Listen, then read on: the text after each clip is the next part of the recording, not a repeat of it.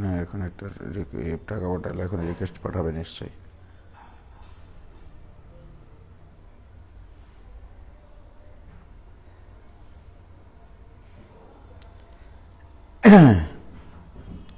আবদুল্লাহ বিন উবাই, এটা কে?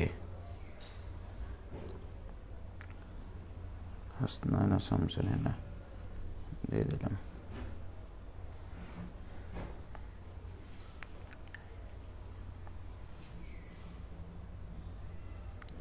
দিয়েছ?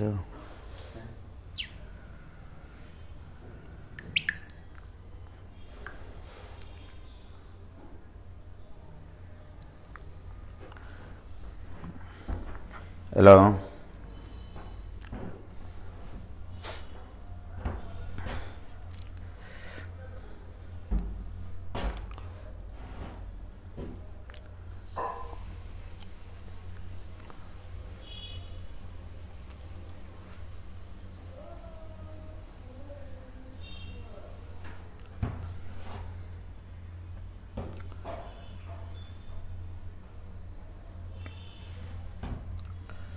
আজকে আমাদের তাহলে শুরু হচ্ছে কি মেকানিক্স।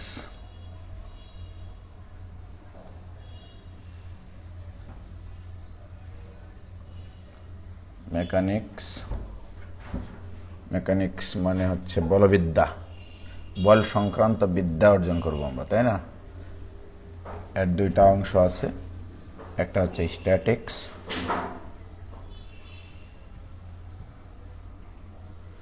আর একটা আছে হচ্ছে ডাইনামিক্স।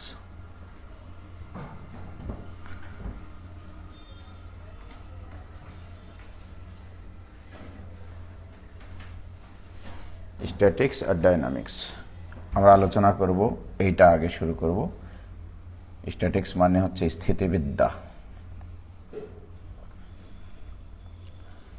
স্থিতিবিদ্যা অর্থাৎ বস্তুকে স্থির রাখতে হবে, এই সংক্রান্ত বিদ্যা অর্জন করা হচ্ছে স্থিতিবিদ্যা।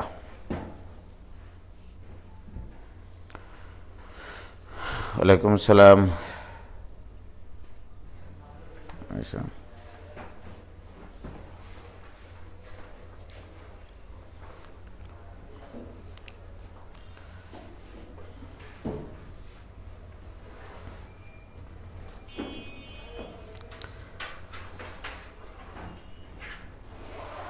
I am so much excited. কেন তুর্য? কেন excited? For statics. Okay.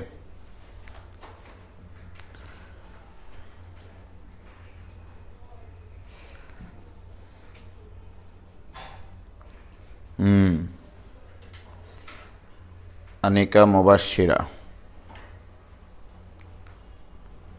তামিদুল ইসলাম অমি, শতাব্দী ব্রহ্মা, নুসরাত কামেলিয়া, আসসালামু আলাইকুম ভাই। কানিস ফাতেমা মিমৌসি, ভালো আছেন ভাইজান? আলহামদুলিল্লাহ। তুর্য, আলাইকুম সালাম। তুর্য, তুমি তো ফার্স্ট ইয়ার, আবার সেকেন্ড ইয়ারে কনিক পড়ার কি স্থিতিবিদ্যা পড়ার কি দরকার এত তাড়াতাড়ি? গুড মর্নিং শতাব্দী ব্রহ্মা, গুড মর্নিং। কতদিন লাগবে এটা শেষ করতে? স্থিতিবিদ্যাটা শেষ করতে মোটামুটি একটু সময় লাগবে, কারণ হচ্ছে স্থিতিবিদ্যা খুব ভালো একটা অংশ গণিতের। কেমন আছেন ভাই? আলহামদুলিল্লাহ। তো স্থিতিবিদ্যা তো আগেই বললাম যে স্থিতি বল নিয়ে আমরা কাজ করব, স্থির বিদ্যা নিয়ে কাজ করব। মোটামুটি ফিজিক্সের অনেক কিছুই এই স্থিতিবিদ্যা এবং গতিবিদ্যার মধ্যে আছে। ডাইনামিক্স মানে হচ্ছে গতিবিদ্যা, গতিবিদ্যাটা তো পুরাটাই ফিজিক্স, তবে আপগ্রেডেড ফিজিক্স আর কি, আপডেটেড ফিজিক্স। তো আমরা স্থিতিবিদ্যা শুরু করতে হলে আগে তোমাদেরকে যেটা জানতে হবে সেটা হচ্ছে সামান্তরিক সূত্র ভেক্টরে যেমন তোমরা পড়েছো ফিজিক্সে, তোমরা শুধু আমাকে একটু আওয়াজ দাও যে তোমাদের ভেক্টরের সামান্তরিক সূত্রটা তোমরা ঠিকমতো শিখেছো কিনা। ভেক্টরের সামান্তরিক সূত্রটা তোমাদের জানা আছে কিনা, এবং তোমরা মোটামুটি ভেক্টর শেষ করেছো মনে হয়, যে কোনো জায়গায় হোক। ঠিক আছে,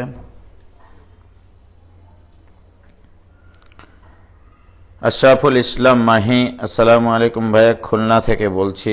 thank you very much to join from Khulna. Physics means full of feelings. হ্যাঁ সত্য, জি ভাই শিখেছি। তো যাই হোক, মোটামুটি ফিজিক্স তোমার সামান্তরিক সূত্র নিয়ে কাজ করব। ডট গুণন তোমাদের জানা আছে, তারপরেও আমি তোমাদেরকে একবারে বেসিক জায়গা থেকে পড়ানোর চেষ্টা করতেছি। সেটা দেখো, সর্বপ্রথম কথা হচ্ছে আগে ভেক্টরের, তোমাদেরকে এর আগেও আমি কিছু জায়গায় এই জিনিসগুলো ক্লিয়ার করেছি। দুইটা ভেক্টরের মধ্যবর্তী কোণ বলতে কি বোঝায়। ওকে, লক্ষ্য করো, বিভিন্ন কেস তোমাদেরকে আমি একটু দেখানোর চেষ্টা করছি।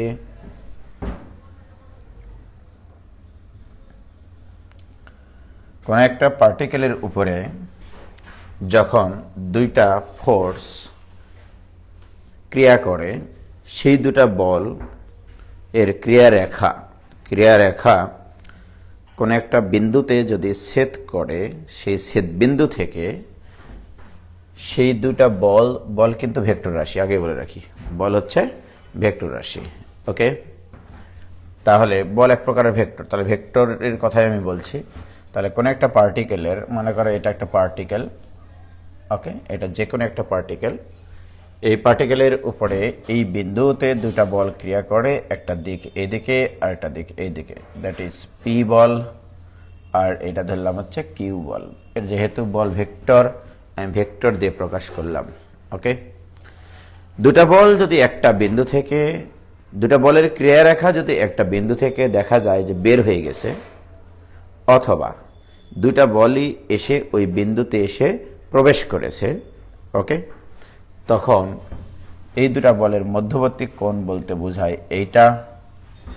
এখন দেখো এই বিন্দুটা থেকে, এখন দেখো এই বল, এটা মনে করো পি বল, এটা মনে করো কিউ বল।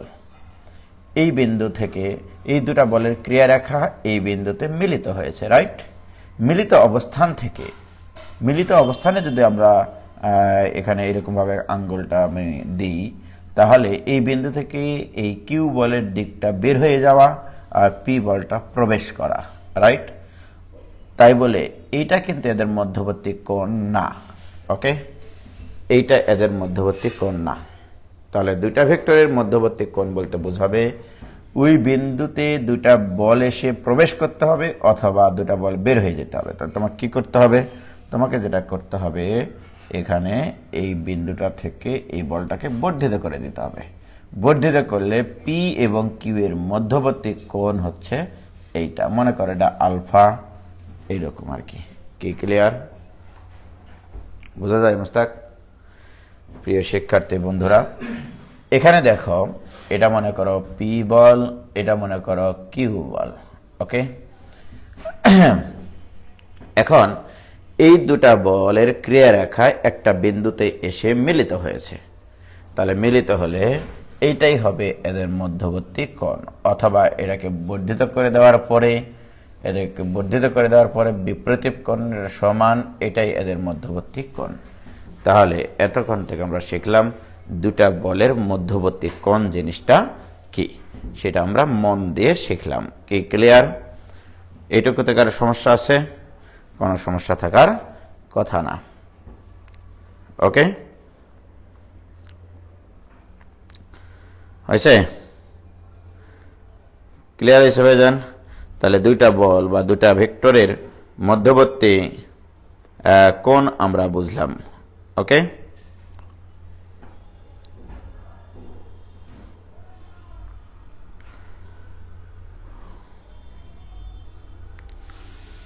Clear, very good. তাহলে এইটুকু আমাদের ক্লিয়ার হইল। এবার আসো, দুইটা ভেক্টরের ডট গুণন একটু আমার প্রয়োজন। ডট প্রোডাক্ট, ডট প্রোডাক্ট এটা দরকার আমার আসলে, হ্যাঁ। তারপরে তোমাদের সাথে আমার কথা হবে। মনে করো কোন একটা ভেক্টর এদিকে ক্রিয়াশীল, that is P vector, that is Q vector. Okay, ভেক্টরের ডট প্রোডাক্ট শিখতে হলে আগে শিখতে হবে projection of any vector towards another vector.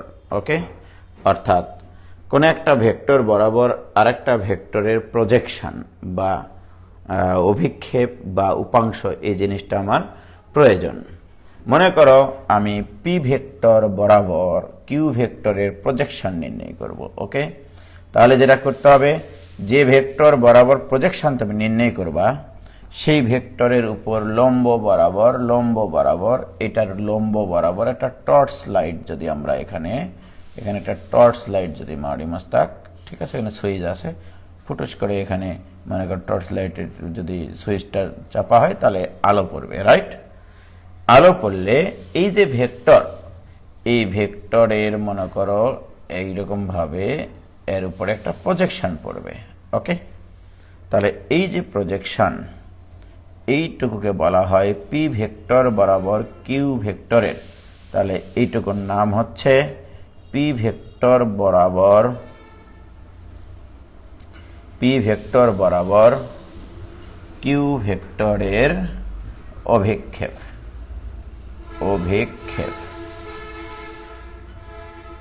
ওকে, তাহলে অভিক্ষেপ জিনিসটা কি?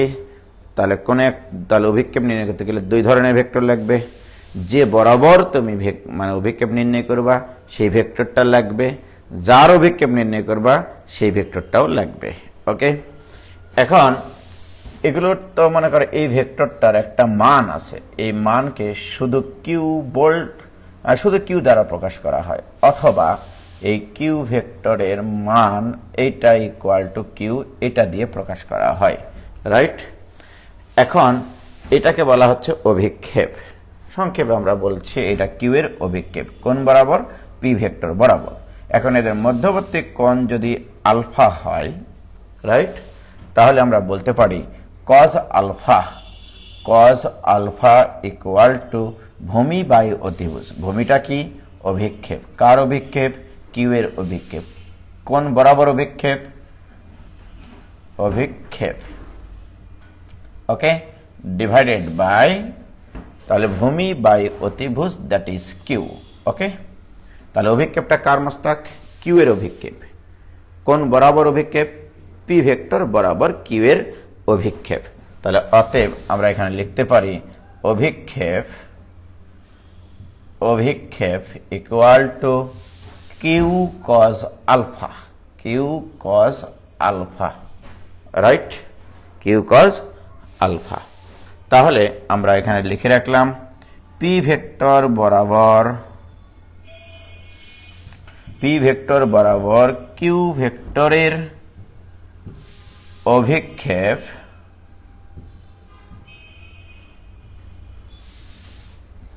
Equal to Q cos alpha.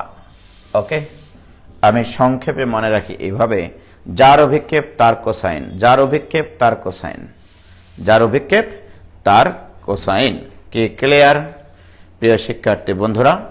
তাহলে আমরা অভিক্ষেপ জিনিসটা কি সেটা বুঝলাম। এখন যদি আমি তোমাকে বলতাম কিউ ভেক্টর বরাবর পি এর অভিক্ষেপটা কি হবে, তাহলে যার অভিক্ষেপ তার কোসাইন। তাহলে আমি যদি বলি এখানে কিউ ভেক্টর বরাবর পি ভেক্টরের অভিক্ষেপ ইকুয়াল টু, তাহলে পি কজ আলফা, রাইট। তাহলে অভিক্ষেপ জিনিসটা কি ক্লিয়ার হয়েছে কিনা সেটা বলো। ওকে, এটুকু ক্লিয়ার হয়েছে কিনা ভাইজান সেটা বলো।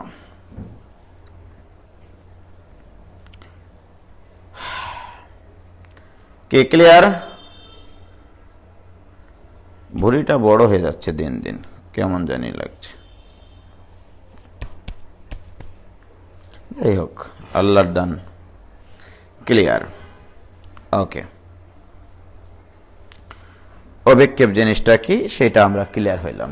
ওকে, এখন আসো কোন একটা ভেক্টর বরাবর অপর একটা ভেক্টর এর অভিক্ষেপকে যদি আমরা লক্ষ্য করো, তোমরা যখন দ্বিমাত্রিক তলে ভেক্টর চ্যাপ্টার করেছো, এটা এক্স অক্ষ, এটা যদি ওয়াই অক্ষ হয়, রাইট, এটা যদি মূল বিন্দু হয়, এইটুকু যদি ও এ হয়, ও এর মান যদি 2 হয়, ওকে প্রিয় শিক্ষার্থী বন্ধুরা, তোমরা এই ও এ কে যখন ভেক্টর রূপে প্রকাশ করো তখন দিস ইজ ইকুয়াল টু এই ভেক্টরের মান ইনটু এটা কোন দিক বরাবর তার জন্য একটা একক প্রয়োজন হয়, সেই একক ভেক্টর 2i লেখো তোমরা, রাইট। এক্স অক্ষ বরাবর ক্রিয়াশীল একক ভেক্টর আই ভেক্টর, কারণ এটা নির্দেশই করে এক্স অক্ষ বরাবর ভেক্টর, রাইট। তাহলে এই এককগুলো তোমাকে কিছু নির্দিষ্ট দিক নির্দেশ করে, রাইট। যেমন আমরা যদি বলি 2 এর শুধু 2, এটা একটা বাস্তব সংখ্যা, এটার সংখ্যা বোঝায়, এটার কোনো মূল্য নাই। যখনই এর পাশে একটা কেজি দিব তখন আমরা বুঝবো এটা কারো ভর 2 কেজি, রাইট। এখানে যদি আমরা পাশে এম দিই তাহলে তোমরা বোঝো যে কোনো কিছু দৈর্ঘ্য 2 মিটার, তার 2টা তখন দৈর্ঘ্য নির্দেশ করে। কেজি দিলে 2টা তখন ভর নির্দেশ করে। যখন আমি 2 এর পাশে আই ক্যাপ দেব তখন বুঝতে হবে এটা 2 একক মানের একটা ভেক্টর এক্স অক্ষ বরাবর ক্রিয়াশীল। কি ক্লিয়ার? তাহলে এটা একক নির্দেশ করে, এটা তোমরা জানো। তার মানে কোনো একটা অংশের যদি মান জানা থাকে, সেটাকে যদি তোমরা ভেক্টর দিয়ে প্রকাশ করতে চাও, সেই জিনিসটাকে তার সাথে তাহলে সেই বরাবর ক্রিয়াশীল একক ভেক্টর লাগবে, সেই বরাবর ক্রিয়াশীল একক ভেক্টর লাগবে। এখন আমার প্রশ্ন, এইটুকুর মান দেওয়া আছে তোমার হচ্ছে কিউ কজ আলফা, এইটুকুর মান আমরা দেখলাম কিউ কজ আলফা, রাইট। এখন যদি আমরা বলি অভিক্ষেপ, আর একটা টার্মস আসবে, সেটা হচ্ছে উপাংশ। উপাংশটা হচ্ছে অভিক্ষেপকে ভেক্টর দিয়ে প্রকাশ করাটাই হচ্ছে উপাংশ, অভিক্ষেপকে ভেক্টর দিয়ে প্রকাশ করা। তাহলে এই অভিক্ষেপকে যদি তাহলে সংক্ষেপে লিখে রাখি, অভিক্ষেপের ভেক্টর রূপটাই হচ্ছে উপাংশ, অভিক্ষেপের ভেক্টর রূপ। আমি কিন্তু ফিজিক্সের মতো অত ডিপ পড়াতে পারবো না, কারণ আমি ফিজিক্স পড়াতে পারি না। অভিক্ষেপের ভেক্টর রূপ উপাংশ, সংক্ষেপে লিখে রাখি এটা। কি বলো মোস্তাক? তাহলে উপাংশ আর অভিক্ষেপ এক না, ওকে। তাহলে অভিক্ষেপের ভেক্টর রূপ উপাংশ, জাস্ট এই ছোট কথাটা বলে রাখলাম। এখন যদি আমি তোমাদেরকে জিজ্ঞাসা করি পি ভেক্টর বরাবর কিউ ভেক্টরের উপাংশ কি হবে? উপাংশ হচ্ছে অভিক্ষেপকে ভেক্টর দিয়ে প্রকাশ করতে হবে, রাইট। তো ভেক্টরে প্রকাশ করার উপায় কি? মান ইনটু যে বরাবর তুমি অভিক্ষেপ পাচ্ছ সেই বরাবর একক ভেক্টর লাগবে, রাইট। প্রিয় শিক্ষার্থী বন্ধুরা, আমি যদি এখন তোমাদেরকে এখানে এখন ছোট্ট করে সুন্দর করে লেখানোর চেষ্টা করি যে পি ভেক্টর বরাবর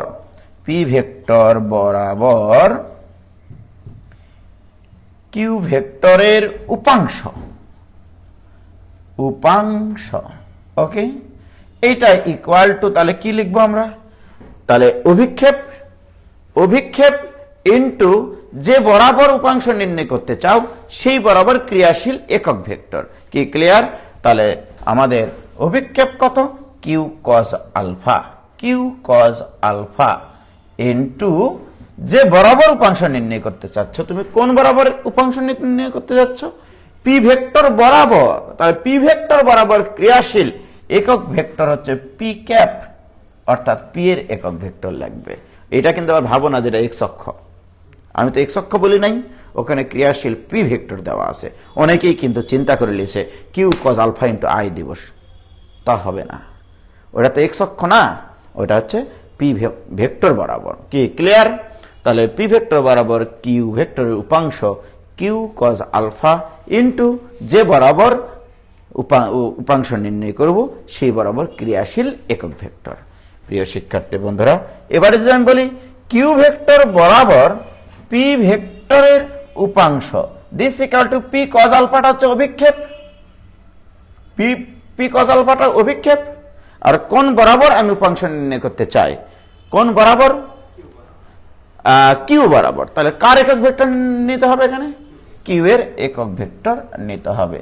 বলো এইটুকু ক্লিয়ার হয়েছে কিনা, এটুকু কি ক্লিয়ার হয়েছে ভাইজান, হয়েছে?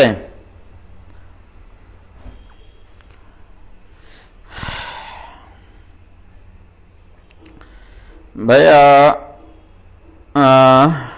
আপনি আপনার ভরির ইকুয়েশনটা দিয়ে দেন এখনই, নাহলে সবাই এই ভরির ইকুয়েশন নিয়ে মতবিরোধে কি শুরু করে দিবে।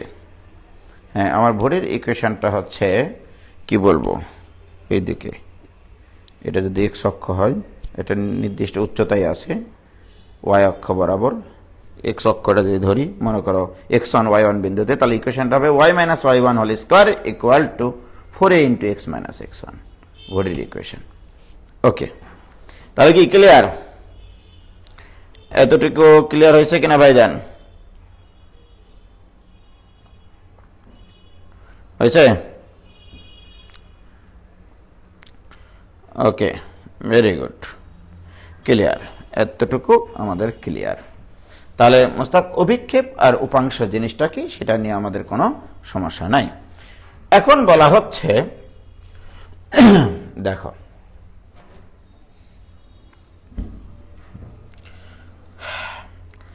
এখানে একটা ভেক্টর, এখানে একটা vector, that is P vector, that is Q vector, right?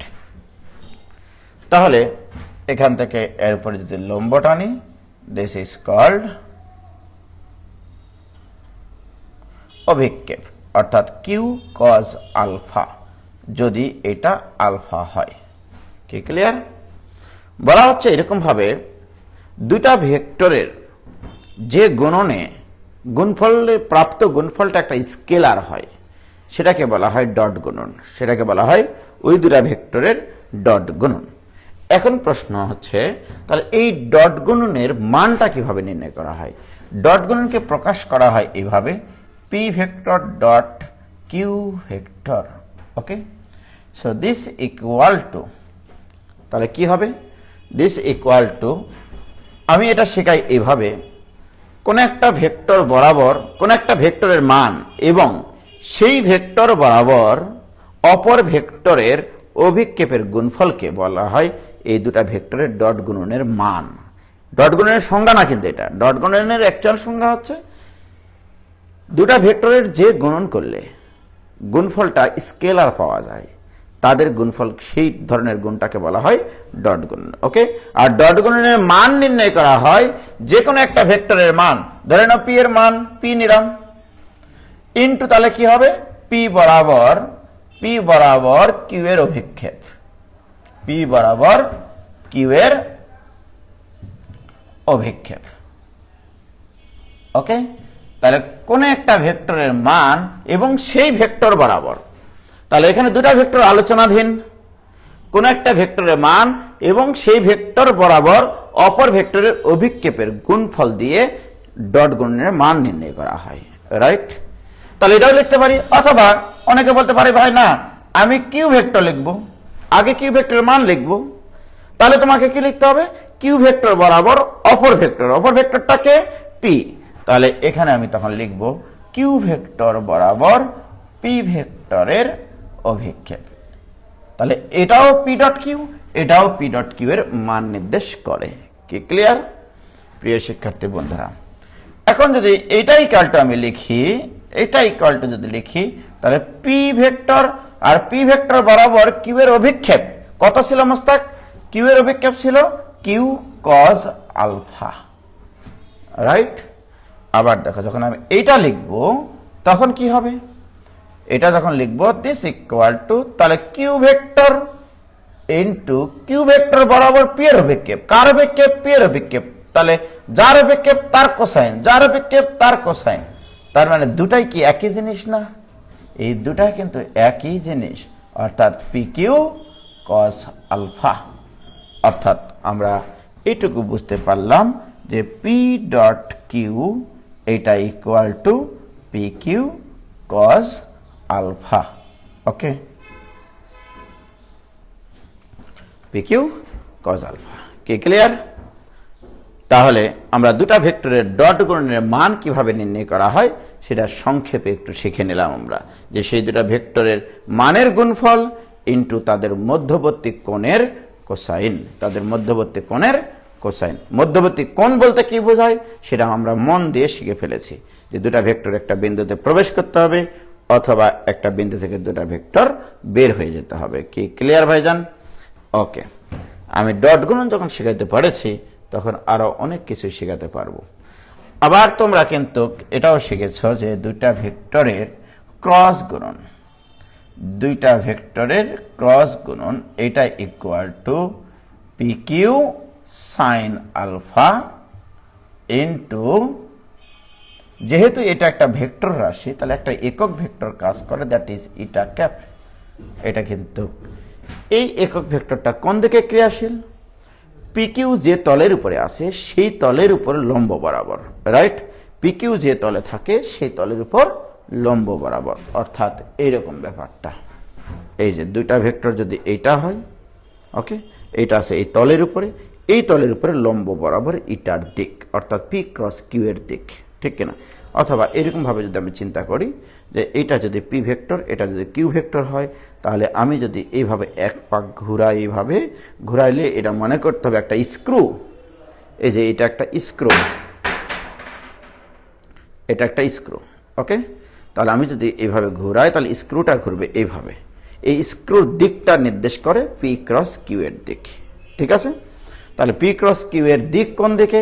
P এবং কিউ ভেক্টর দুটা যে তলের উপর অবস্থান করে, যে তলের উপর অবস্থান করে সেই তলের উপর লম্ব বরাবর, সেটা হচ্ছে পি ক্রস কিউ এর দিক নির্দেশ করে। কি ক্লিয়ার ভাইজান?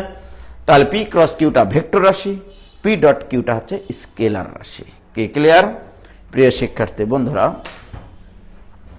তোমরা জানো এই যে যেমন দেখো এখানে আলফা, আলফার মান যদি 90 ডিগ্রি বসাই তখন এটার মান হয়ে যায় 0, রাইট? তাহলে এখানে যদি আমরা বলি যে আলফা ইকুয়াল টু 90 ডিগ্রি, তাহলে আমরা কি বলবো? P dot Q equal to 0, right? অর্থাৎ দুইটা ভেক্টর পরস্পরের উপর লম্ব হলে তাদের ডট গুণন শূন্য হয়, তাদের ডট গুণন শূন্য হয়। ভেরি গুড, এটাও তোমরা খুব সুন্দরভাবেই জানো। এখন বলবা ভাই এগুলো তো আমরা জানি, শুধু সময় ব্যয় করতেছেন কিসের লাগে আপনি, এরকম মনে হতে পারে, তারপরে বলি কি আর করার। তাহলে দুটা ভেক্টর পরস্পরের উপর লম্ব হলে তাদের ডট গুণন কি হবে? শূন্য হবে। কি ক্লিয়ার? এখন আমার প্রশ্ন যে মনে করো এখানে একটা ভেক্টর আছে, এখানে একটা ভেক্টর আছে, এটা পি ভেক্টর, ওকে?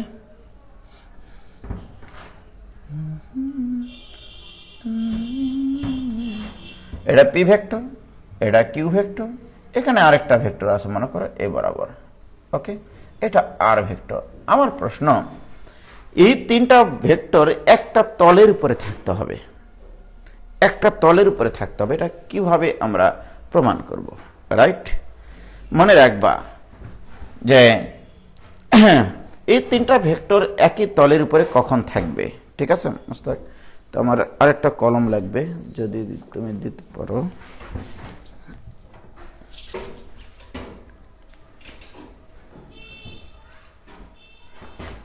দেখো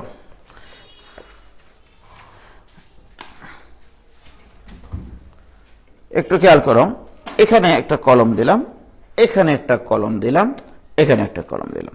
আমাকে প্রমাণ করতে হবে যে এই তিনটা কলম একই তলের উপরে আছে, একই তলের উপরে কিভাবে থাকবে, এটার ব্যাখ্যাটা আমরা কিভাবে টানবো, ওকে?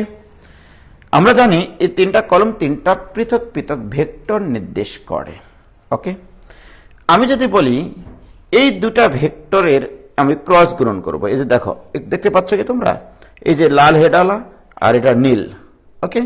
এই লাল হেড আর নীল পেনটা যদি আমি ক্রস গুণন করি, তাহলে ক্রস গুণন করলে এই দুটা কলম উঠে চলে যাবে। চলে যাওয়ার পরে এর ক্রস গুণনের প্রাপ্ত যে ভেক্টরটা সেটা কোন দিকে ক্রিয়া করে, এরা যে তলের উপরে ছিল সেই তলের উপর লম্ব বরাবর, রাইট। তাহলে এটা হচ্ছে ক্রস গুণন। অর্থাৎ যদি এই দুটা কলমকে আমরা দুটা ভেক্টর পি এবং কিউ মনে করতাম, তাহলে এদের ক্রস গুণনের ফলে প্রাপ্ত ভেক্টরটা হচ্ছে এটা, রাইট। তাহলে এটা হচ্ছে পি ক্রস কিউ এর দিক, পি ক্রস কিউ ভেক্টর। ওকে, এখন আমার প্রশ্ন, এই পি ক্রস কিউ ভেক্টরটা, তাহলে এটা হচ্ছে পি ক্রস কিউ ভেক্টর। ওকে, এই পি ক্রস কিউ ভেক্টরটা এই যে এই সবুজ ভেক্টরের উপরে, এই সবুজ ভেক্টরের উপরে লম্ব কিনা বলো, হ্যাঁ? তাহলে কি আমরা বলতে পারি যে এই পি ক্রস কিউটা এর উপরে লম্ব? তার মানে পি ক্রস কিউ এবং এই আর এর ডট গুণন শূন্য হবে, রাইট। তার মানে আমরা বলতে পারি সংক্ষেপে, যে কোনো দুইটি ভেক্টরের ক্রস গুণন প্রাপ্ত ভেক্টর তৃতীয় ভেক্টরের সাথে যদি লম্ব হয়, তখন সেই তিনটা ভেক্টর একই সমতলে অবস্থান করে। কি ঠিক কিনা বলো? ক্লিয়ার হয়েছে কিনা বলো? আমি এই যে ভেক্টরটা পাইলাম, এটা কিভাবে পেলাম? এই সবকটা কলম একটা তলের উপরে ছিল, রাইট। আমি যে কোনো দুটা কলমকে তুলে নিলাম, এর অর্থ হচ্ছে এদের ক্রস গুণন করে তুমি এখানে একটা লম্ব ভেক্টর পাইছো, পি ক্রস কিউ, রাইট। এই পি ক্রস কিউ ভেক্টরটা তৃতীয় এই ভেক্টরের উপরে লম্ব কিনা, তাহলে এর ডট গুণন কি হবে? তাহলে আমরা বলতে পারি যে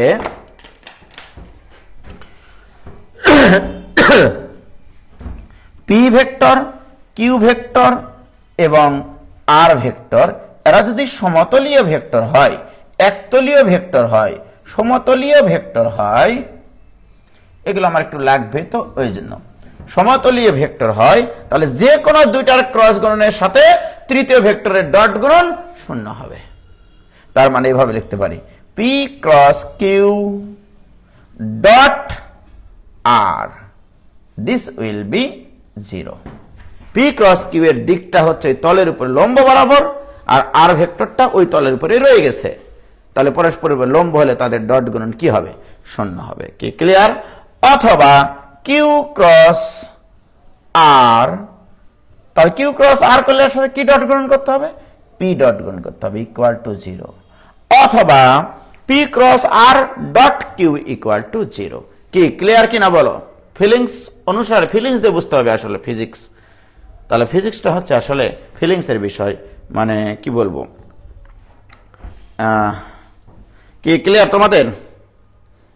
লিখেছে এরা সবাই, যাই হোক, ভেরি গুড। আশরাফুল ইসলাম মাহি, খুবই সুন্দর, খুলনা থেকে বলছো তুমি, নিশ্চয়ই তুমি শিখেছো ভাইয়া। তো যাই হোক, তোমাদের খুলনা থেকে এক গণিতের প্রশিক্ষক আমাকে ফোন দিয়েছিলেন যে স্মার্ট বোর্ড কিনবেন। তো যাই হোক, এতদূর পর্যন্ত ক্লিয়ার কিনা বলো? আচ্ছা, শতাব্দী ব্রহ্মা ক্লিয়ার, পূর্ণিমা হক ক্লিয়ার, সবার ক্লিয়ার হয়েছে আল্লাহর রহমতে। আমার তোমার খিদা লেগে গেল সেই মাপে, আরিফ সারের সৈকত, খিদা লাগলে খাইতে হবে, হয়েছে?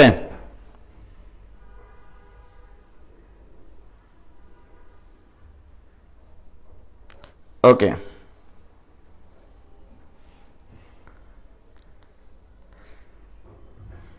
কি ক্লিয়ার?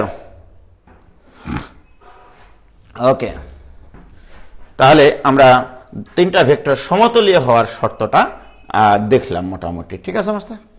এখন আসো, মনে করো এই একটা vector, that is P vector, এই একটা ভেক্টর, এটা হচ্ছে কিউ ভেক্টর, রাইট। এদের মধ্যবর্তী কোণ আলফা। আমরা জানি সামান্তরিক সূত্রানুসারে কোন একটা সমতলে কোন একটা নির্দিষ্ট বিন্দুতে ভিন্ন ভিন্ন ক্রিয়ারেখা বরাবর ক্রিয়াশীল দুটি ভেক্টরের লব্ধি কোন দিকে হয় তোমরা জানো। ওই দুইটা ভেক্টর দিয়ে যদি আমরা একটা সামান্তরিক অঙ্কন করি, সেই সামান্তরিকের কর্ণ বরাবর, এটা তোমরা জানো, রাইট। অর্থাৎ আমি যদি এখানে একটা সামান্তরিক অঙ্কন করি, এই যে সামান্তরিক, এই সামান্তরিকের কর্ণ বরাবর এদের লব্ধি বল ক্রিয়া করে, দ্যাট ইজ আর। তাহলে এটা ও বিন্দুতে ক্রিয়াশীল পি এবং কিউ দুটা বলের লব্ধি আর, সেটা কোন দিকে ক্রিয়া করবে? অবশ্যই এই দুইটা বলকে কোনো একটা সামান্তরিকের সন্নিহিত বাহু বরাবর ক্রিয়াশীল রাখলে যে সামান্তরিক অঙ্কন হয়, সেই সামান্তরিকের কর্ণ বরাবর ক্রিয়াশীল হয় আর ভেক্টর। কি ক্লিয়ার? দুইটা ঘটনা ঘটতে পারে, এটাও ঘটতে পারে অথবা এটাও ঘটতে পারে। এটা হচ্ছে পি বল আর এটা হচ্ছে তোমার কিউ বল। ওকে, দুইটা ভেক্টরের মধ্যবর্তী কোণ, এই যেমন এটা আলফা, এটা আলফা, এখানে alpha less than 90 degree, that is alpha এখানে সূক্ষ্ম কোণ চিন্তা করা আছে। ওকে, আর এখানে আলফাটা স্থূল কোণ চিন্তা করা আছে, অর্থাৎ 90 চাইতে বড়। ওকে, তাহলে দুটা ভেক্টরের মধ্যবর্তী কোণ 90 থেকে ছোট হতে পারে, 90 থেকে বড় হতে পারে। কি ক্লিয়ার? প্রিয় শিক্ষার্থী বন্ধুরা, আমি যদি এখানে একটা সমান্তরিক অঙ্কন করি, তাহলে সমান্তরিকটা হবে মোটামুটি এরকম, তখন এদের লব্ধি হবে এইটা, দ্যাট ইজ আর ভেক্টর, আরটা হচ্ছে লব্ধি। তাহলে এখানে দেখো আলফার মান 90 থেকে বড়, অর্থাৎ স্থূলকোণ, আলফা গ্রেটার দেন 90 ডিগ্রি। যে কোনই ক্রিয়াশীল হোক না কেন, আমি যদি এখন বলি যে এই ভেক্টরটাকে দিক অপরিবর্তিত রেখে এটাকে সমান্তরালে ট্রান্সফার করলে দুটা ভেক্টর সমান ভেক্টর কখন বলা হয়? দুটা ভেক্টরের মান যদি সমান থাকে এবং দিক যদি সমান থাকে, সেই দুটা ভেক্টরকে বলা হয় সমান ভেক্টর। সমান ভেক্টর মানে দৈর্ঘ্য সমান হলেই হবে না। যেমন দেখো এখানে একটা ভেক্টর আছে, এটার দৈর্ঘ্য যা, মনে করো এখানে আরেকটা ভেক্টর দিলাম, এটার দৈর্ঘ্য তা, এটাও 2 একক, এটাও 2 একক। এই দুটা ভেক্টরকে কখনোই আমরা সমান ভেক্টর বলতে পারবো না। সমান ভেক্টর বলতে হলে মোস্তাক ভেক্টরের মানও সমান হতে হবে, দিকও একই রকম হতে হবে, দিকও একই দিকে হতে হবে, সেটাকে বলা হয় সমান ভেক্টর। কে ক্লিয়ার? তাহলে এই ভেক্টরের মান, এটা যেহেতু সমান্তরিক, এটা হচ্ছে সমান্তরাল বরাবর সরল রেখার দৈর্ঘ্য, তাহলে এইটার মান আর এটার মান কিন্তু সমান এবং দিক একই দিক। সুতরাং এই দুটা ভেক্টরের মধ্যে কোনো পার্থক্য নাই, দুটা ভেক্টর সমান। ক্লিয়ার? প্রিয় শিক্ষার্থী বন্ধুরা, এখন তোমরা দেখো এখানেও তাই, যে এই ভেক্টর আর এই ভেক্টরের দিক একই কিনা মোস্তাক, এবং দৈর্ঘ্য সমান কিনা, সুতরাং এটাও কিউ ভেক্টর। রাইট? প্রিয় শিক্ষার্থী বন্ধুরা, আমি তোমাদেরকে যেটা বলতে চাই সেটা দেখো, তোমরা ভেক্টরের যোগসূত্র শিখেছ ভেক্টর চ্যাপ্টারে। কোন একটা ভেক্টরের শীর্ষবিন্দুতে আর একটা ভেক্টরের যদি পাদবিন্দু মিলিত হয়, এটা পি ভেক্টর, এটা কিউ ভেক্টর। ওকে, কোন একটা ভেক্টরের শীর্ষবিন্দুতে আর একটা ভেক্টরের যদি পাদবিন্দু মিলিত হয়, তাহলে ভেক্টরদের লব্ধি হয় প্রথম ভেক্টরের পাদবিন্দু থেকে শেষ ভেক্টরের শীর্ষবিন্দু পর্যন্ত নির্দেশক যে ভেক্টরটা, অর্থাৎ এইটা হয় তোমাদের লব্ধি ভেক্টর। কি ক্লিয়ার? অর্থাৎ এইটা ইকুয়াল টু হবে এইটা প্লাস এইটা। ওকে, তাহলে প্রিয় শিক্ষার্থী বন্ধুরা, আমরা এখানে এখন বলতে পারি যে এই চিত্রে বলুক আর ওই চিত্রে বলুক, সূক্ষ্ম কোণে ক্রিয়াশীল হোক আর স্থূল কোণে ক্রিয়াশীল হোক, তাতে কোনো সমস্যা না। তাহলে আর ভেক্টর ইকুয়াল টু, তাহলে কি হবে বলতো, P vector plus Q vector. এটা লেখা ঠিক আছে কিনা বলো? ঠিক আছে? ক্লিয়ার? Very good. তাহলে কোন একটা ভেক্টর যদি অপর ভেক্টর, দুই বা ততোধিক ভেক্টরের লব্ধি নির্দেশ করে, আমি যদি এখন বলি যে আর ভেক্টরটা, আর ভেক্টর হচ্ছে পি কিউ এস, এই ভেক্টরগুলোর লব্ধি। ওকে, তাহলে তুমি নিঃসন্দেহে লিখতে পারবা R vector equal to P vector plus Q vector plus S vector, এবং এরা কিন্তু সবাই একতলীয় ভেক্টর। এটা মাথায় রাখতে হবে, এরা কি একতলীয়, সমতলীয়। রাইট? প্রিয় শিক্ষার্থী বন্ধুরা, তাহলে দুই বা ততোধিক ভেক্টরের মানে সমতলীয়, দুই বা ততোধিক ভেক্টর যদি কোন একটা তলের উপরে ক্রিয়াশীল হয়, তাহলে তাদের লব্ধি ইকুয়াল টু, লব্ধি ভেক্টর ইকুয়াল টু তাদের যোগফলের সমান, এটা আমরা বলতে পারবো। কি ক্লিয়ার? ওকে, প্রিয় শিক্ষার্থী বন্ধুরা,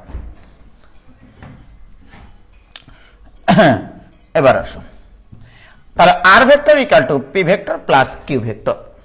ঠিক আছে মোস্তাক?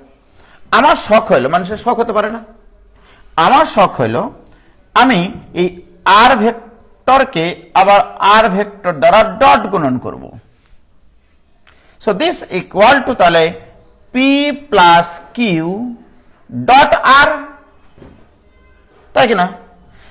আমি ডট আর না দিয়ে, যেহেতু R vector equal to P plus Q, তাহলে পি প্লাস কিউ দিতে পারি Mostak. R dot R, R মানে কি পি প্লাস কিউ, এ আর মানে কি P plus Q. Very good, বাহ, তোমরাই বলো।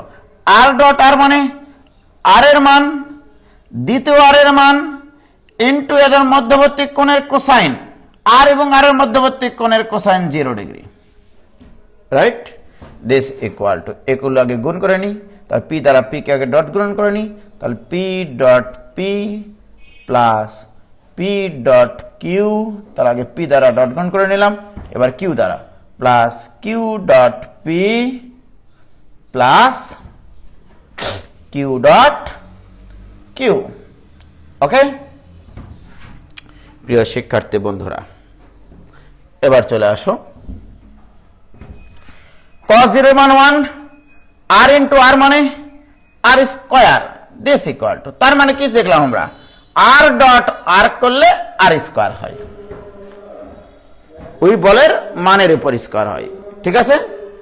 এটা equal to P dot P মানে তাহলে কি হবে Mostak? P square. Q dot Q মানে কি হবে মোস্তাক? কিউ স্কোয়ার প্লাস, তোমরা জানো পি ডট কিউ যা, কিউ ডট পিও তা, কারণ ডট গুণন বিনিময় সূত্র মেনে চলে।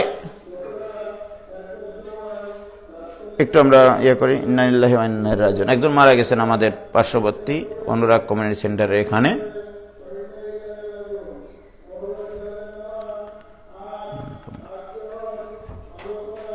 তাহলে P square plus Q square, আর এখানে কি থাকলো? 2 ইন্টু পি ডট কিউ।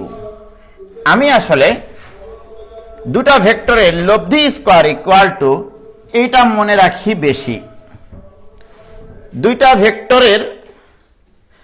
ভেক্টরের লব্ধি স্কোয়ার, লব্ধির মানের স্কোয়ার ইকুয়াল টু ওই বলদ্বয়ের, ওই দুটা ভেক্টরের মানের বর্গের যোগফল প্লাস 2 ইন্টু তাদের ডট গুণন, 2 ইন্টু তাদের ডট গুণন। ওকে, তার মানে বলগুলোর, এটা আমি বাংলা ভাষায় লিখে রাখি, বলগুলোর বর্গের সমষ্টি, বলগুলোর বর্গের সমষ্টি প্লাস 2 ইন্টু তাদের ডট গুণন। আমি ভাষাটা বলি এভাবে, তাদের ডট গুণন, তাদের ডট গুণন।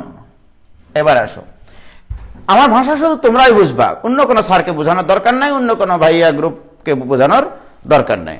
তাহলে বলগুলোর বর্গের সমষ্টি প্লাস 2 ইন্টু তাদের ডট গুণন। এখন এই কথাটা শুনে তোমাদের গৃহ শিক্ষক, স্মার্ট ভাইয়েরা বা স্মার্ট শিক্ষকরা বলতে পারে তাদের ডট গুণন মানে কি? আমি যদি 3টা ভেক্টর নেই, তাহলে পি ডট কিউ ডট আর লিখবো না।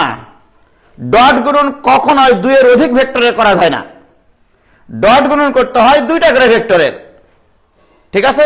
তাহলে তাদের ডট গুণন বলতে বুঝাইছি 2 এর অধিক ভেক্টর যদি থাকে, তাদের ডট গুণন মানে 2 ইন্টু 2টা করে ভেক্টর নিয়ে যতগুলো ভেক্টর ডট গুণন লেখা যায়, 2টা করে ভেক্টর নিয়ে যতগুলো ডট গুণন লেখা যায়। কি ক্লিয়ার? যেমন ভাইজান, আমি যদি এখন তোমাদেরকে বলি যে সমতলে একটা নির্দিষ্ট বিন্দুতে পি কিউ আর মানে 3টা বল ক্রিয়াশীল, এই 3টা বলের লব্ধি যদি এস হয়, লব্ধি যদি এস হয়, তাহলে এসি স্কয়ার ইকুয়াল টু কি হবে? এই কথা অনুসারে বলগুলোর বর্গের সমষ্টি, দ্যাট ইজ মানের, তাহলে P square plus Q square plus R square. কি ক্লিয়ার? প্লাস 2 ইন্টু তাদের ডট গুণন। তাদের ডট গুণন বলতে আমি কিন্তু এটা বলি নাই যে পি ডট কিউ ডট আর হবে, আমি বলেছি যে ডট গুণন কখনো 2টা বলের বেশি হয় না। ওকে, তাহলে এখান থেকে 2টা করে বল নিয়ে যতগুলো ডট গুণন লেখা সম্ভব তাদের সমষ্টি হবে। ওকে, অর্থাৎ এখানে হবে 2 into P dot Q plus Q dot R plus R dot P, দুটা দুটা করে নিয়ে যতগুলো ডট গুণন লেখা সম্ভব। পি কিউ এর মধ্যে একটা ডট গুণন লেখা যায়, পি এবং আর এর মধ্যে একটা ডট গুণন লেখা যায়, কিউ এবং আর এর মধ্যে একটা ডট গুণন লেখা যায়। আর কি লেখা যায়? কি ক্লিয়ার ভাইজান? তাহলে এটা হচ্ছে তিনটা বলের লব্ধির মান নির্ণয়ের সহজ বুদ্ধি। এটাই ফিলিংস। এটা তুমি যদি এটা বিশ্বাস না করতে চাও তাহলে S vector equal to P plus Q plus R দিয়ে করো, দিয়ে এস ডট এস করো, এস স্কোয়ার নিয়ে আসার জন্য গুণ করো। এটা যদি না আসে কান কাটে 0 পয়েন্টে বিক্রি করে দেবো, ধরে নাও। কি ক্লিয়ার হয়েছে? হয়েছে ভাইজান? হয়েছে? ফ্যানটা দাও তো, গরম হচ্ছে। ওকে ওকে,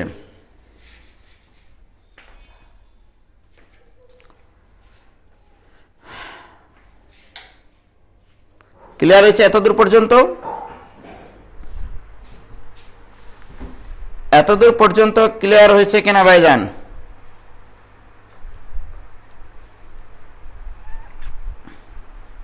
কি লিখতেছে জানো?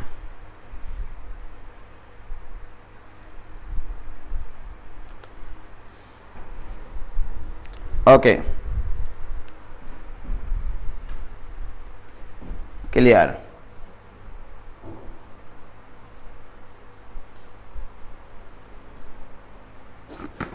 Very good. তাহলে আমরা দুটা ভেক্টরের লব্ধির মান নির্ণয় করা দেখলাম, যে তাহলে এরকম ভাবে যে R square equal to P square plus Q square plus 2 into P dot Q. এই পি ডট কিউটা কি সেটা আমরা মান বের করতে পারি। So this equal to P square plus Q square plus 2 into P dot Q মানে পি কিউ ইন্টু এদের মধ্যবর্তী কোণের কোসাইন কস আলফা। আলফা যদি তাদের মধ্যবর্তী কোণের মধ্যবর্তী কোণ হয় তাহলে আর স্কোয়ার ইকুয়াল টু এইটা। তাহলে এইটার সূত্রটা আমাদের কাজে লাগবে অঙ্ক করতে গিয়ে, ঠিক আছে? মানে প্রথম চ্যাপ্টারটা অর্থাৎ স্থিতিবিদ্যার প্রথম চ্যাপ্টারটা পুরাই সামান্তরিক সূত্র। সামান্তরিক সূত্রের অভিক্ষেপ উপাংশ এগুলো নিয়েই লীলা খেলা আসলে। কি ক্লিয়ার? এবার আসো, আমরা দেখেছিলাম যে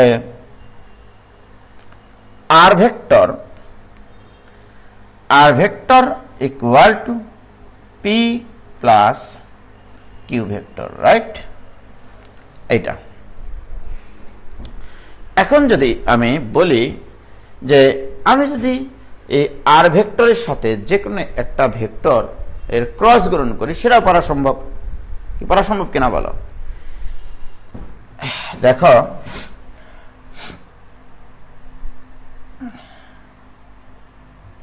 এটা একটা ভেক্টর, এটা মনে করো আর একটা vector, that is P vector, that is Q vector, right? হয়েছে? এখন লব্ধি মানে কি? দুটা ভেক্টর, দুই বা ততোধিক ভেক্টর সবাই মিলে যে কাজ করবে, লব্ধিও সেই কাজ করবে। লব্ধি একাই সেই কাজ করবে, এটাকে বলা হয় লব্ধি। এখন আমার প্রশ্ন ভাইজান, মনে করো এখানে একটা লব্ধি ভেক্টর আছে, দ্যাট ইজ আর ভেক্টর। ওকে হয়েছে? আমি একটু আগে তোমাদেরকে দেখাইছিলাম কোন একটা ভেক্টর বরাবর অপর ভেক্টরের অভিক্ষেপ। অপর ভেক্টরের অভিক্ষেপ মানে কি? ওই ভেক্টর ইনটু যে বরাবর অভিক্ষেপ তার সাথে মধ্যবর্তী কোণের কোসাইন, অভিক্ষেপ যেটা বলেছিলাম। মনে করো এই দুটো ভেক্টরের মধ্যবর্তী কোণ তোমার আলফা, আর এই কোণটা লব্ধি পি বলের সাথে থিটা কোণ উৎপন্ন করে। লব্ধি পি বলের সাথে থিটা কোণ উৎপন্ন করে, রাইট? এখন যদি আমি তোমাকে জিজ্ঞেস করি যে পি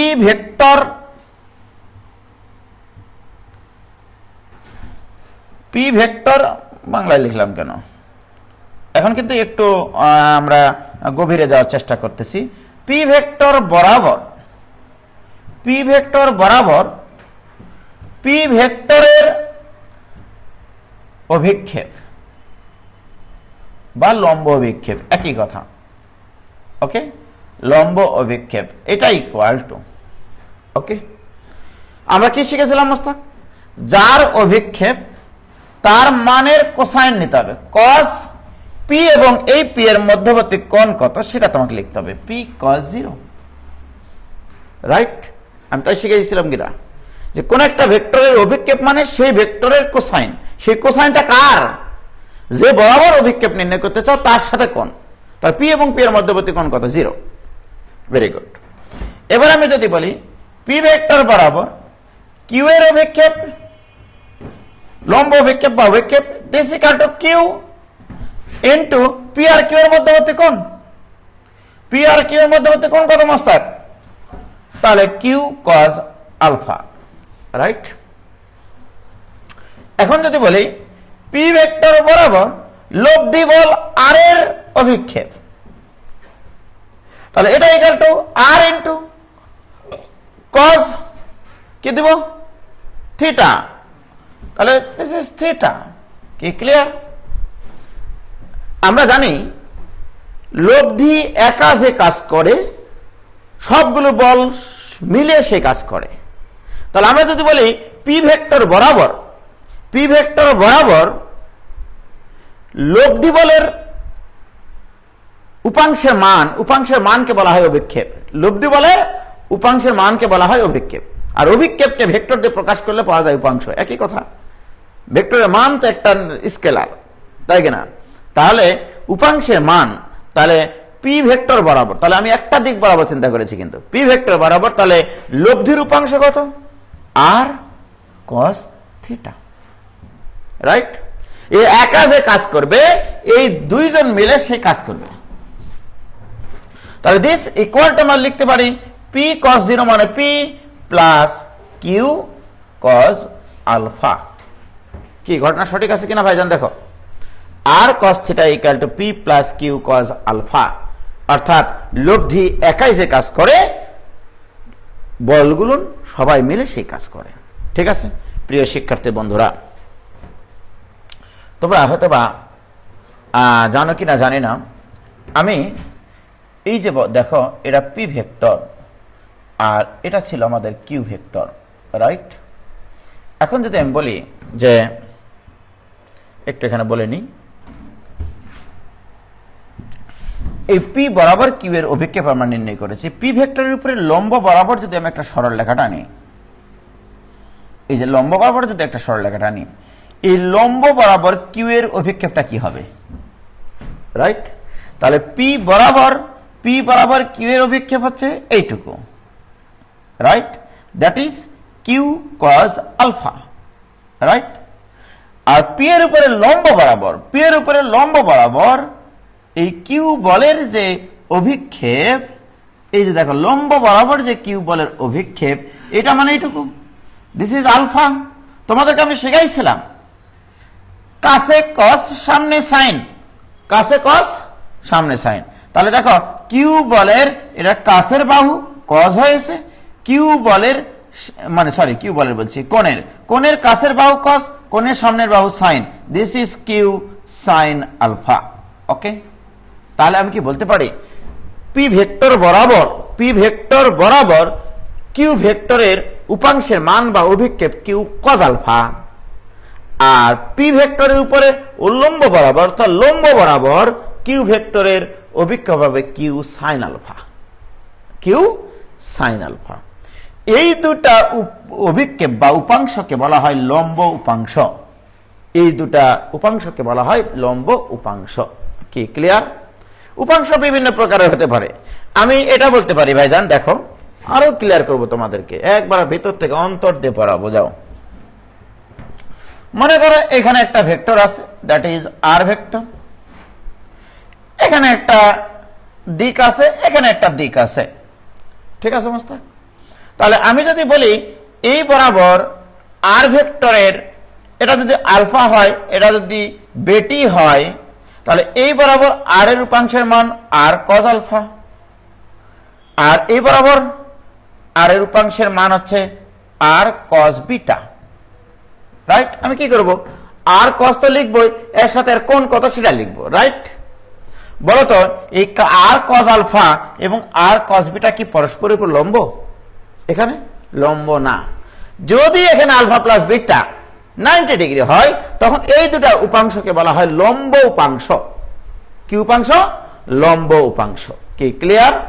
তাহলে কোন একটা ভেক্টরের দুইটা উপাংশ যদি পরস্পরের উপর লম্ব হয় সেই দুটা উপাংশকে বলবো আমরা লম্ব উপাংশ। প্রদত্ত বলের বা প্রদত্ত ভেক্টরের লম্ব উপাংশ। ক্লিয়ার হয়েছে কিনা ভাইজান বলো? কথায় কি কোনো ভেজাল আছে নাকি খাঁটি কথা বলেছি? হয়েছে?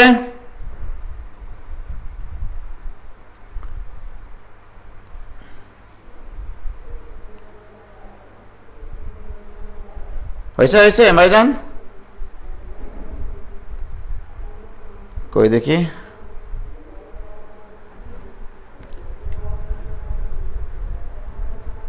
ক্লিয়ার? কথায় কি কোনো ভেজাল আছে? আচ্ছা, ভেরি গুড। তাহলে ভাইজান শোনো, আমরা কিন্তু এখনো আসল ক্লাসে তো প্রবেশ করতেই পারিনি। আমি শুধু ক্লাস করানোর জন্য যে জিনিসগুলো লাগবে সেগুলো একটু তোমাদেরকে সিম্পলি শেখাচ্ছি আর কি। তাহলে আমি আবারও বলছি, লম্ব উপাংশ কি জিনিস? কোন একটা ভেক্টরের অনেক ধরনের উপাংশ থাকতে পারে, রাইট? তাহলে এই দুটার লব্ধি ডেফিনেটলি আর, ঠিক না? তাহলে এই দুটা উপাংশ যদি পরস্পরের উপর লম্ব হয় তখন এই দুটা উপাংশকে বলা হবে এই মূল ভেক্টরের লম্ব উপাংশ। কি ক্লিয়ার প্রিয় শিক্ষার্থী বন্ধুরা? এখন আসো, আমি যে চিত্রটা আঁকেছিলাম এই যে এখানে আমি এতক্ষণ থেকে যেটা করেছি, এখানে যে তিনটা জিনিস লিখেছি, পি ভেক্টর বরাবর পি এর অভিক্ষেপ, পি ভেক্টর বরাবর কিউ এর অভিক্ষেপ, পি ভেক্টর বরাবর আর এর অভিক্ষেপ বা উপাংশের মান, রাইট? এখন যদি আমি তোমাকে প্রশ্ন করি মোস্তাক, পি ভেক্টরের লম্ব বরাবর, পি ভেক্টরের লম্ব বরাবর, পি ভেক্টরের লম্ব বরাবর পি এর অভিক্ষেপ, অভিক্ষেপ বানান কি গো, যাই হোক, পি এর অভিক্ষেপ ইকুয়াল টু হবে পি সাইন 0, ঠিক কিনা বলো? P sign 0। কি ক্লিয়ার? পি এর লম্ব বরাবর পি এর অভিক্ষেপ পি সাইন 0 অথবা পি কস 90 ডিগ্রি, এটা লিখলে হবে। পি কস 90 ডিগ্রি লিখলেও হবে, পি সাইন 0 লিখলেও হবে। কি ক্লিয়ার প্রিয় শিক্ষার্থী বন্ধুরা? এখন আসো, তাহলে লম্ব বরাবর সাইন ইউজ করব আর বরাবর কস ইউজ করব, এটা মনে রাখলে তো হয়, ঠিক না বলো? আমি যদি বলি এটা তো একটা পি ভেক্টর, তাহলে পি ভেক্টরের লম্ব বরাবর, তাহলে এটা পি ভেক্টরের লম্ব বরাবর অভিক্ষেপটা কি হবে? তাহলে আমরা কি শিখেছি? ওই বলের মান যার অভিক্ষেপ তার কস এদের মধ্যবর্তী কোণ কত মোস্তাক? 90 ডিগ্রি। অথবা এটাকে আমরা লিখবো পি সাইন 0, একই জিনিস। ওকে, এবার আসো, পি এর লম্ব বরাবর কিউ এর অভিক্ষেপ, কিউ এর অভিক্ষেপ ইকুয়াল টু তাহলে কিউ সাইন আলফা। বরাবর যেগুলোতে কজ ইউজ করেছিলাম, লম্ব বরাবর সেগুলোতে সাইন ইউজ করবা, তাহলেই হবে, আর কিচ্ছু লাগবে না। কি ক্লিয়ার? আচ্ছা, এটার ব্যাখ্যা দিয়ে দিচ্ছি। মনে করো আমি কেন এখানে সাইন আসলো, আমরা তো শিখেছি ভাই অভিক্ষেপ মানে তো কোসাইন। আরে ভাই পি এর উপর লম্ব বরাবর বের করতে বলছি যে আমি, তাহলে আমি তোমাদেরকে কি শেখাইছি? এই লম্ব বরাবর, এই হলুদ বরাবর কিউ এর অভিক্ষেপ নির্ণয় করতে হবে। তাহলে কি হবে? এই বরাবর কিউ এর অভিক্ষেপ হবে কিউ কস এদের মধ্যবর্তী কোণ, এই কোণটা 90 মাইনাস আলফা। কস 90 থাকলে কসটা কিসে পরিণত হয়ে যায়? সাইনে পরিণত হয়ে যায়। This is Q sine alpha. এই জন্য লিখেছি রে পাগলা এটা। কি ঠিক প্রিয় শিক্ষার্থী বন্ধুরা? এবার আমি বলবো পি ভেক্টর বরাবর পি ভেক্টরের লম্ব বরাবর লব্ধি আর এর অভিক্ষেপ ইকুয়াল টু তাহলে আর সাইন কি হবে মোস্তাক? আর সাইন থিটা। কি ক্লিয়ার? তাহলে এটা হচ্ছে লম্ব বরাবর নিয়ে কাজ করেছি, এটা পি ভেক্টর বরাবর নিয়ে কাজ করেছি, রাইট? প্রিয় শিক্ষার্থী বন্ধুরা, এই ক্ষেত্রে আমরা কি পাবো? এখন দেখো, এই ক্ষেত্রে আমরা পাবো, আমরা জানি যে লব্ধি যে কাজ করে অপর দুইজন মিলে সে কাজ করে। তাহলে পি এর অভিক্ষেপ পি সাইন 0 মানে 0 plus Q sine alpha, right? অতএব R sine theta equal to Q sine alpha. কি ক্লিয়ার? ওই থেকে আমরা আরেকটা জিনিস পাইছি, তোমরা কি দেখেছো? এর আগে যখন বরাবর যখন নিয়েছিলাম আর কস থিটা, এটা ইকুয়াল টু এসছিল P plus Q cos alpha. এটা এসছিল কিনা বলো? হ্যাঁ, এই দুটা জিনিস খুবই সুন্দর। ওকে, তাহলে দুটা ভেক্টরের লব্ধি আর ভেক্টরদের মধ্যবর্তী কোণ আলফা, লব্ধি এবং পি বলের মধ্যবর্তী কোণ থিটা। তাহলে এখানকার পরিচয়গুলো কি কি দেখো। থিটাটা হচ্ছে, এখানকার পরিচয় হচ্ছে থিটাটা হচ্ছে লব্ধি এবং পি বলের মধ্যবর্তী কোণ, এটা বুঝাইছি আমি। কিন্তু হোয়াট ইজ আলফা? আলফা হচ্ছে প্রদত্ত ভেক্টরদের মধ্যবর্তী কোণ, পি এবং কিউ এর মধ্যবর্তী কোণ। এটা অ্যাঙ্গেল বুঝাইছি, angle between R and P, angle between P and Q. কি ক্লিয়ার? প্রিয় শিক্ষার্থী বন্ধুরা, এই দুটা জিনিস বর্গ করে যদি যোগ করে দাও, তাও তুমি লব্ধির মান বের করতে পারবা। এখন তুমি যদি এখন আর এর মান চাও, তাহলে আমি যদি এই দুটা বর্গ করে যোগ করে দিই, এটা 1 নম্বর ইকুয়েশন, এটা 2 নম্বর ইকুয়েশন। তাহলে 1 স্কয়ার প্লাস 2 স্কয়ার হতে পাই। তাহলে বর্গ করে যদি যোগ করে দিই, তাহলে R square sine square theta common নিলে sine square theta plus cos square theta, বর্গ করে যোগ করে দিচ্ছি। বাম্পার বর্গ করে যোগ করে দিলাম, তুমি ডান পার বর্গ করে যোগ করে দিবা না? তাহলে এটা equal to Q square sine square alpha plus P plus Q cos alpha এর উপরে স্কয়ার। ওকে, মানে এই দুটাকে বর্গ করে যোগ করে দিয়েছি স্বর্গ হাতে পাওয়ার জন্য। প্রিয় শিক্ষার্থী বন্ধুরা, দিস ইকুয়াল টু 1, তাহলে R square equal to Q square sine square alpha plus A plus B whole square সূত্র A square plus 2ab plus B square, অর্থাৎ Q square cos square alpha. এইটা আর এটা থেকে কি কমন নেওয়া যায়? তাহলে থাকছে পি স্কয়ার প্লাস এই দুটা থেকে কিউ স্কয়ার কমন নেওয়া যায়। কমন নিলে কি থাকবে? Sine square alpha plus cos square alpha, that is 1 plus, তাহলে এইটার লাস্টেটা মিলে 1, আর এখানে থাকলো 2pq cos আলফা। এটা কিন্তু আবারও লব্ধির মান। কি ক্লিয়ার? এটা কিন্তু আবারও লব্ধির মান। R square equal to P square plus Q square plus 2pq cos alpha. কারো কি বুঝতে কোনো সমস্যা হয়েছে? কোনো ভেজাল আছে? বলো, কোনো কি ভেজাল আছে ভাইজান? হয়েছে? ওকে,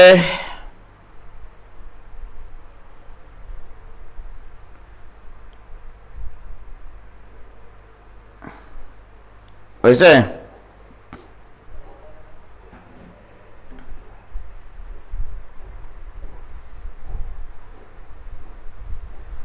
কি ক্লিয়ার? কোনো ভেজাল আছে? নাই। এইবারে তাহলে এটা আমরা বর্গ করে যোগ করে দিয়ে আমরা লব্ধির স্বর্গটা হাতে পাইলাম। এবং আমি যদি 1 নম্বরকে 2 নম্বর দ্বারা এবার ভাগ করি, 1 ভাগ, এই ভাগ চিহ্ন এরকম কেন হবে দেখো তো, 1 ভাগ 2 হাতে পাই, 1 ভাগ 2, তাহলে R sine theta divided by R cos theta মানে tan theta. tan theta equal to Q sine alpha divided by P plus Q cos alpha. What is theta Mustak? What is theta? Theta is the angle between resultant force and P force. P এবং resultant ফোর্সের মধ্যবর্তী কোণ হচ্ছে theta. তাহলে মনের খাতায়, স্মৃতির পাতায় এগুলো ফোটায় ফোটায় লিখে রাখতে হবে। কি ক্লিয়ার? প্রিয় শিক্ষার্থী বন্ধুরা, এই যে জিনিসটা আমরা দেখলাম, এটা আমরা দুইটা বলের ক্ষেত্রে লব্ধির মান এবং দিক আমরা বের করে ফেলেছি, রাইট? আমি যদি এখন তোমাদেরকে বলি যে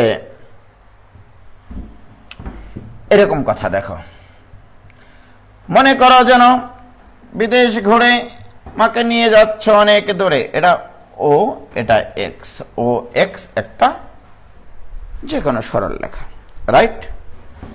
এখানে একটা ভেক্টর আছে বা F1 ফোর্স আছে, এখানে একটা ফোর্স আছে F2, এখানে একটা ফোর্স আছে F3 ইত্যাদি, রাইট? এখানে আছে মনে করো F4, এরকম ফোর্স আছে, রাইট? আমি জানি না এই চারটা বলের লব্ধি কেমন হবে, ওকে? আমি এটা জানি না। ধরে নিলাম, কিরে ভাই নখ ক্ষয় হয়ে যাচ্ছে নাকি? আমি ধরে নিচ্ছি এই চারটা বলের লব্ধি এই দিকে ক্রিয়াশীল, এমনি ধরে নিলাম, রাইট? ক্লিয়ার? প্রিয় শিক্ষার্থী বন্ধুরা, মনে করো এই কোণটা ওই এক্স এর সাথে লব্ধি, এই লব্ধি হচ্ছে আর, মনে করো, ওকে? এগুলো কিন্তু সবই হচ্ছে ভেক্টর, এদের মান হচ্ছে F1, F2, F3, F4 আর লব্ধির মান আর, এটা মনে করো থিটা, ওকে?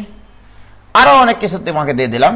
F1 ও এক্স এর সাথে আলফা কোণ উৎপন্ন করে, এটা বিটা কোণ উৎপন্ন করে, এটা গামা কোণ উৎপন্ন করে, আর এটা হচ্ছে মামা কোণ উৎপন্ন করে, এটা মনে করো delta, alpha beta gamma delta, okay? প্রিয় শিক্ষার্থী বন্ধুরা, আমি যদি এখন তোমাদেরকে বলি এখানে ও এক্স বরাবর কি ঘটনা তুমি লিখতে পারো, ও এক্স এর উপর লম্ব বরাবর কি ঘটনা লিখতে পারো, ঠিক কিনা বলো? তাহলে আমি যদি বলি ও এক্স বরাবরের কাহিনী যেটা বলি, তাহলে এখানে দুইটা ইকুয়েশন আমি লিখতে পারি, ও এক্স বরাবর উপাংশ চিন্তা করে আর ও এক্স এর উপর লম্ব বরাবর উপাংশ চিন্তা করে। তাহলে ও এক্স বরাবর যদি উপাংশগুলো নিয়ে কাজ করি, তাহলে আগে আমরা লিখবো ও এক্স বরাবর আর এর লম্বাংশ, তাহলে আর ইন্টু কার সাথে, ও এক্স বরাবর, ও এক্স এর সাথে কোণ নিতে হবে, আর কস, কি মনে আছে মাস্টার? ও এক্স বরাবর যদি নিতে চাই, ও এক্স বরাবর আর এর অভিক্ষেপ, তাহলে আর কস, আর এবং ও এক্স এর সাথে মধ্যবর্তী কোণ কত? থিটা কিনা বলো? এই সরি সরি, এই যে এটুকু ডিস্টার্ব করিস কেন রে? তাহলে আর কস থিটা ইকুয়াল টু, বলো, তাহলে এই একা যে কাজ করবে, এই চারজন মিলে সেই কাজ করবে, কারণ এই চারটা ফোর্সের লব্ধি হচ্ছে আর। সুতরাং এখানে হবে F1 cos, বলো cos কত লিখবো মুস্তাক? F1 cos, তারপরে F2 cos, হ্যাঁ, F2 cos, তারপরে F3 cos লিখবো না, তারপরে F4 cos, সব তো কোসাইন। বলো F1 cos ও এক্স এর সাথে F1 এর কোণ কত? আলফা। F2 এর কোণ কত? বিটা। F3 এর কোণ কত? গামা। F4 এর কোণ কত? মামা। এই যে এটা হচ্ছে আর cos থিটা। কি ক্লিয়ার? আর যদি আমি বলি এর উপর লম্ব বরাবর, এর উপর লম্ব বরাবর, ও এক্স এর উপর লম্ব বরাবর অভিক্ষেপ নিব, সবগুলো কি হবে? চোখ বন্ধ করে সাইন লিখবা, আর sine theta equal to F1 sine alpha plus F2 sine beta plus F3 sine gamma plus F4 sine delta. কি ক্লিয়ার? কোন সমস্যা? কোন সমস্যা আছে কিনা বলো, নাকি ভেজাল আছে ভাইজান? হয়েছে? এতদূর পর্যন্ত ক্লিয়ার?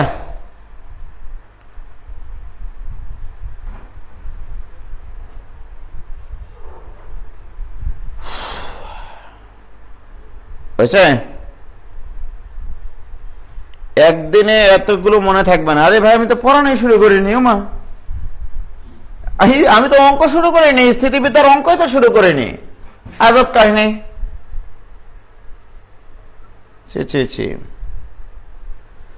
তাহলে আমি কি দাঁড়ালো, কি দাঁড়ালো বিষয়টা? উফ,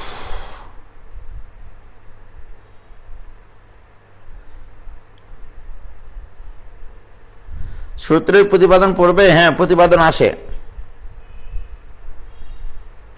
ওকে, তাহলে ক্লিয়ার এবং ছুটি দেন। ঠিক আছে, ছুটি দিলাম, কারণ অনলাইন ক্লাস করতে কারোরই আসলে খুব একটা ভালো লাগে না।